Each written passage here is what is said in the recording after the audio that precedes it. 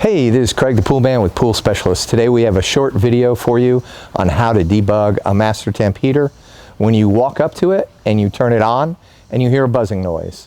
That buzzing noise indicates that either your gas pressure is too high or your gas valve has failed. Without any ado, let's go to the video of what it sounds like and how to replace that gas valve. Okay, here's our MasterTemp heater. It's currently off. If you have an automation system, you're going to have to turn it on with the automation system. And now we're just going to go ahead and hit the on button. And it'll go through. You'll see that it'll display a couple displays like R14, 126. The fan will come on.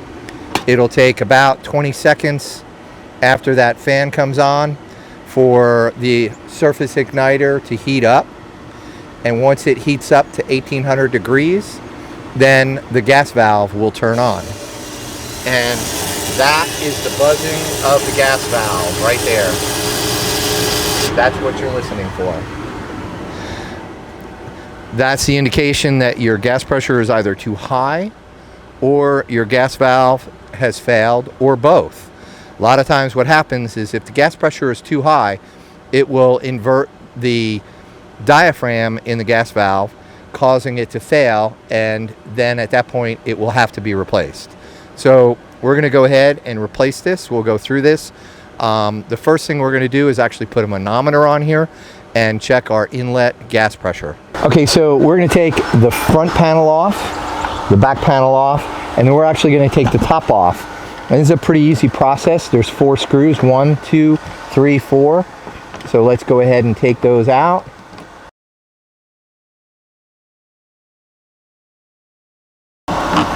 And now what you're going to have to do is you kind of grab the panel on the bottom and you're going to have to lift it up a little bit. And it will come out of the track on the bottom. And then we can take it out of the top. Of course, I've got some issues here because the plumbing is right in front of the heater, so that makes it difficult to get that panel off. We're going to do the exact same with the rear panel.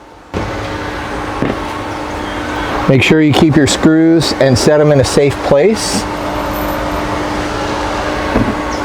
And then there are 4 wing nuts, 1 in each corner, that we're going to remove.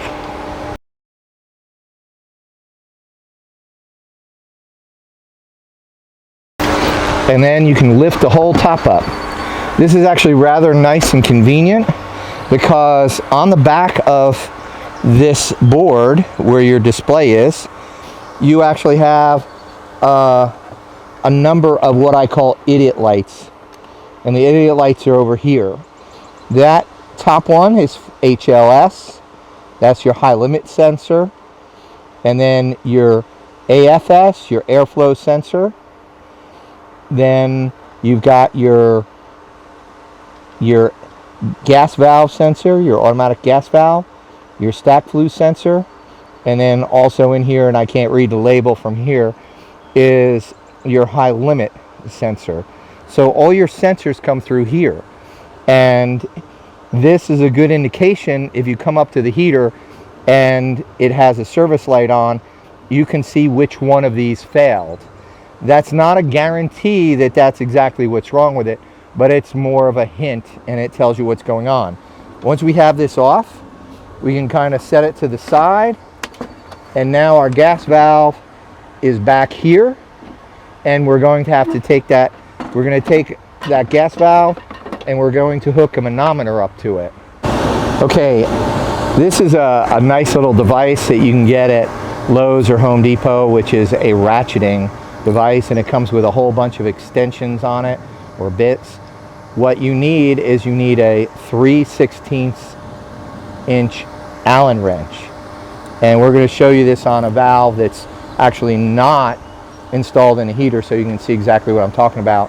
But there's a little port here that you're going to insert that in, and you're going to take that port out, and you want to shut your gas off before you turn that, before you do that.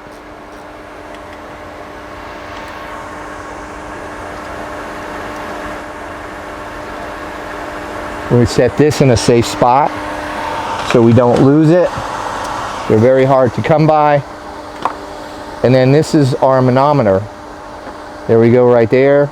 We're going to go ahead and we're going to screw this into that port on the side of the gas valve. And then we're going to hook our manometer up to it. And I would highly recommend that you use an analog manometer or something even called a slack tube. Do not use a digital one because there are some issues that the digital one just responds too slowly for. And so we turn here, we turn our gas on, we find that it goes way up, and now it's bleeding down a little bit, but we need it to be less than 12 pounds, or actually technically less than 14 pounds. So let's see where this goes. And this is what's called the this is the static gas pressure that we're sitting at. So that's our static gas pressure that we're sitting at, which is right about, in this case, 9 inches of water column. That is actually that's ideal. Because typically you're going to lose between 1 and 2 inches of water column when you turn the heater on, and then that will become your dynamic pressure. So your static pressure at 10 inches of water column or less is ideal. Alright, so we're going to have to take this gas valve out. First thing we're going to do is we're going to remove the pipe that goes from the gas valve to the blower. There's a little union on top, and if you ever had to convert this heater from propane to natural gas or natural gas propane, there is an orifice underneath this union that allows you to do that. So you can actually buy a conversion kit. So we're just going to go ahead and take that union, loosen it up, and disconnect it.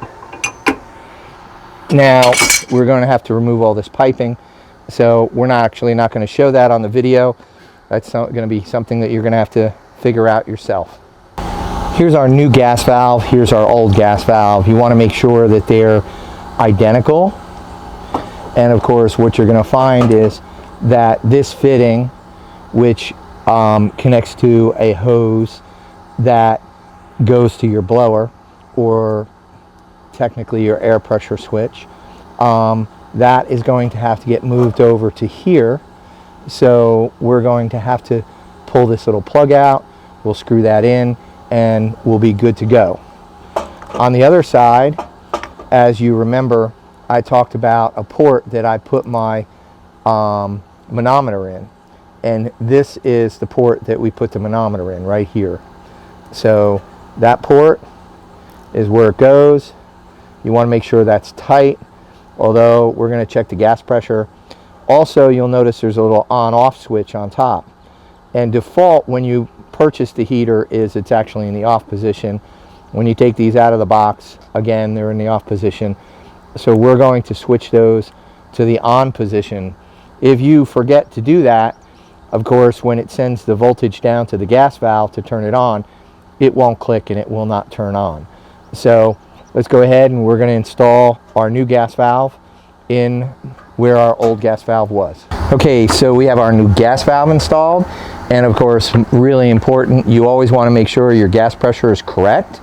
And so here we've connected it up. We've got our manometer. Again, I like the analog manometers. The digital ones just don't respond fast enough. If we turn our heater on and we wait through the cycle, this is what's called our static gas pressure. And so we're basically at 10 inches of water column. And when this turns on, we don't want to fall below 8 inches of water column.